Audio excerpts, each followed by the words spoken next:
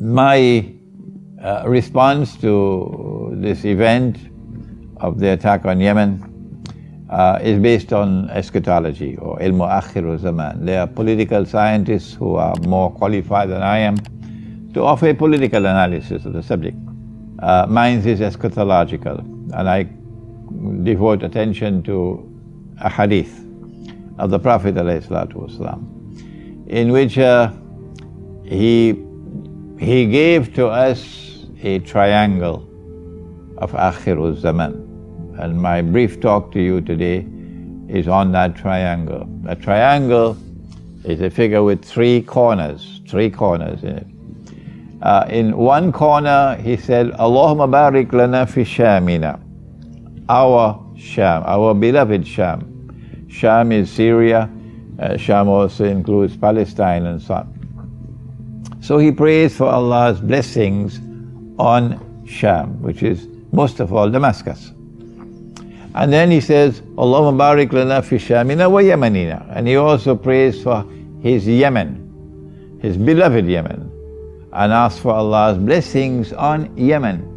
One corner of the triangle is Sham, the next corner of the triangle is Yemen. And both Sham and Yemen have very important roles to play in Akhir Zaman. For example, Damascus. It is in Damascus that Imam al-Mahdi will be present, and he will be about to lead the salat, the prayer in a masjid. And Imam al-Mahdi is a very important person in Akhir Zaman. Outside the masjid is Dajjal, followed by 70,000 Jews from Isfahan wearing their Persian shawls. And Dajjal is a very, very, very important person of Akhir Zaman. The fitna of Dajjal, said the Prophet ﷺ, will be the greatest fitna that mankind will experience from the time of Adam ﷺ to the last day. And so the ulama of Islam have an absolute duty to be teaching and explaining the subject of Dajjal from the mimbar, Jummah after Jummah, because this is the greatest fitna of all. Not only do you have Imam al-Mahdi in Sham, in Damascus, and have Dajjal also present at the same place in Damascus, in Sham, when the Imam is there. But number three, that Nabi Isa alayhi salam, Jesus, returns right there, the same spot, where the two of them are there. So three important people of Akhir Zaman are all in Sham at the same time. And so this corner of the triangle is of absolutely supreme importance, Sham. And this is the corner that he refers to, sallallahu ta'ala alayhi wasallam, as our Sham, Shamina. What about the other corner, Yemen? He refers to it as our Yemen, therefore our beloved Yemen. This also is a very important corner. Why? Because one of the signs of the last day, major signs of the last day, is that Yemen has a very strategic role to play in Akhir Zaman. A fire is going to come out of Yemen, said the Prophet ﷺ. State Department in the United States not going to like this at all. Oh no. A fire is going to come out of Yemen. Britain and France can do what they want, they can't stop it.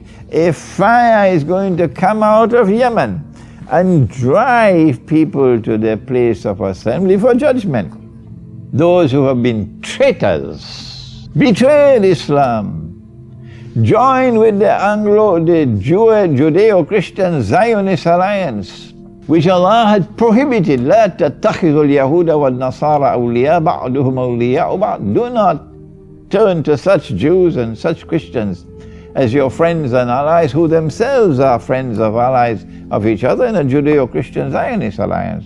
وَمَنْ يَتَوَلَّهُ مِنْكُمْ فَإِنَّهُ مِنْهُمْ. And whosoever from amongst you turn to them with friendship and all. You belong to them, you no longer belong to us, you're no longer a part of the Ummah of Muhammad alayhi salatu wasalam. So those people are going to be driven by this fire which will come out of Yemen and taken to their place of assembly for judgment. Oh, this is lovely language. MashaAllah, this is lovely language, I love it. So Yemen has a very important role to play in Akhir Zaman, and those who have been traitors to Islam, they have to be scared of Yemen. Because it's coming, the fire is coming, the fire is coming. Because Muhammad, Allah's blessings be upon him, prophesied that the fire will come. So both of these corners, the corner of the triangle that is Sham and the corner of the triangle that is Yemen, are of absolutely strategic importance in Akhir Zaman. What is the third corner of the triangle? The people ask, O Messenger of Allah, what about our Najdina, our Najd? Today when you ask people about Najd, they have forgotten. They don't know what is Najd. The term has disappeared, like the term Constantinople disappeared. Why has this happened? When the Prophet himself used a name, it becomes Sunnah. Why change it? This is sinister, that you should change a name used by the Prophet ﷺ, like Constantinople, like Najd. They changed the name and they gave a new name, a bogus name that they took out of a garbage bin, and they called it the Kingdom of Saudi Arabia. Why? So that you will forget the word Najd. That is why. That is the reason why they coined the new name of the place as the Kingdom of Saudi Arabia. And I'm talking now to the Saudi people. I pray that Allah may take my words to the Saudi people, many of whom are listening to me, many of whom have their hearts in the right place. The Saudi people, the people who live in Arabia. The reason why they changed the name and brought this new bogus name of Saudi Arabia is so that they could banish the word Najd. Well then, what is Najd? The Arabian Peninsula is divided into two main parts. On the eastern side of Arabia is the part of Arabia called Najd. And that's where you have the oil fields, that's where you have Dahran, that's where you have Riyadh, the capital city. And on the western side of Arabia, which is bordering the Red Sea, you have the Hijaz. And in the Hijaz you will find Makkah and Madinah and Jeddah. This is how it has been from the time of the Prophet ﷺ, and for centuries and centuries and centuries before that, and up to the time when these people changed the name. Why did they change the name? Why did they want the world to forget the word Najd? The answer is because when the people asked the Prophet about Najd, he did not reply. For this one he said, Allahumma barik lana fi Shamina. For this one he said, Allahumma barik lana fi Yamanina. For this one he's silent. Ominous silence. Ominous silence for Najd. Why? Then when they ask a second time, O Messenger of Allah, what about our Najd? Our Najd they're talking about. If a people in Medina ask about our Najd, which Najd would they be referring to? Here we now come to the parting point between proper scholarship and bogus scholarship in Islam. Proper scholarship, authentic scholarship, honest scholarship, scholarship with integrity, scholarship with common sense in it, would know that when the people in Medina are asking about our Najd, they're asking about the Najd which is next door to Hijaz. That Najd is what they're talking about. Bogus scholarship. Scholarship which is betraying Islam. That is a scholarship we'll look for Najd somewhere else in Iraq or maybe in Disneyland. The time has now come with the Saudi attack on Yemen for us to expose you as bogus and fraudulent as scholars of Islam. And I pray that Allah kindly grant that these words may travel far and wide, that the world of Islam may open its eyes to be able to recognize bogus scholarship, fraudulent scholarship, those who insist that Najd, to which the people were referring when they asked the Prophet, O Messenger of Allah, what about our Najd?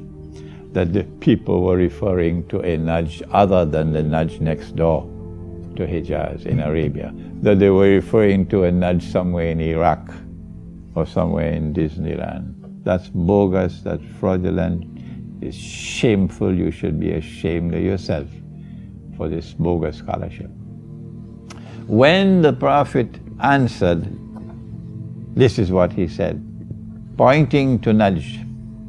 He said, from Najd there will be fitna, test and trials for the people. And that's what we now experience. And earthquakes.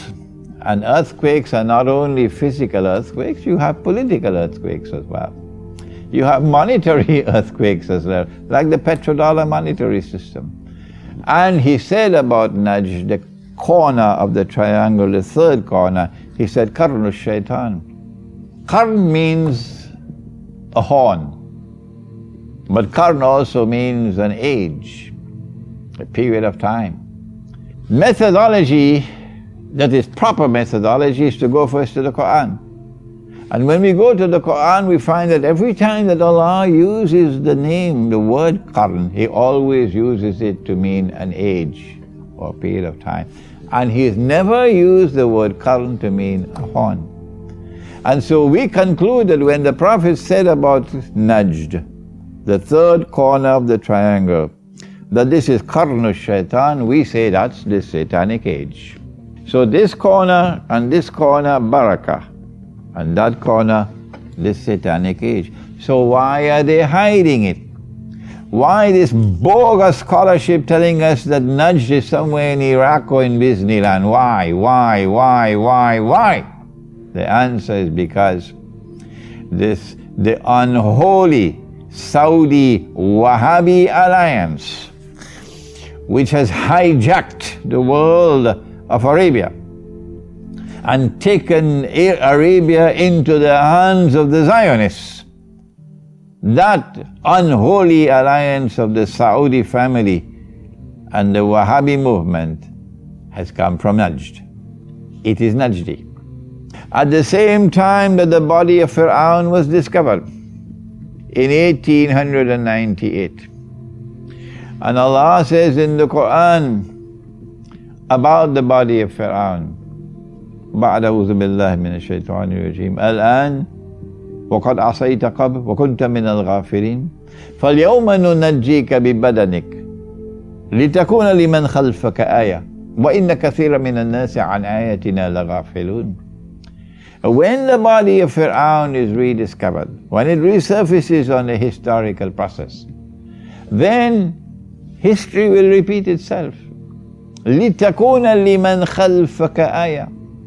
That the people who live the same way you live will die the same way you died, Fir'aun. And so the body of Fir'aun being discovered meant that the countdown, the last countdown of Akhir Zaman had commenced. And precisely 4 years after the body of Fir'aun was discovered, the Najdi Saudi family came and took Riyadh in 1902. So this is not by accident that in 1902 the Saudis came and took Riyadh. And the Qarnu Shaitan now begins. The Saudi Wahhabi alliance is Qarnu Shaitan. They have brought the age of Satan, the satanic age. This is the triangle of Akhir Zaman. And now that they have come out from behind the parda, behind the hijab, to attack Yemen, we say that this is the beginning of the end of Saudi Arabia. But at the end of it all, the attack on Yemen, in which so many of our people are becoming shuhada. So many are becoming shuhada because of your cowardly attack on them from the air. You're too afraid to come on the ground to fight them. No, you're cowards. And the people of Saudi Arabia will not fight their own brothers. No. So the Saudi family is bombing from the top. And as you bomb the people and innocent people are killed, they become shuhada. And those who are doing the bombing and going to the hellfire. We say, this is the triangle of Akhir Zaman. And from this will emerge the fire from Yemen, prophesied by Muhammad alayhi salatu wasalam, which will liberate the Arabian Peninsula and drive them to their place of assembly for judgment. And we can't wait for that.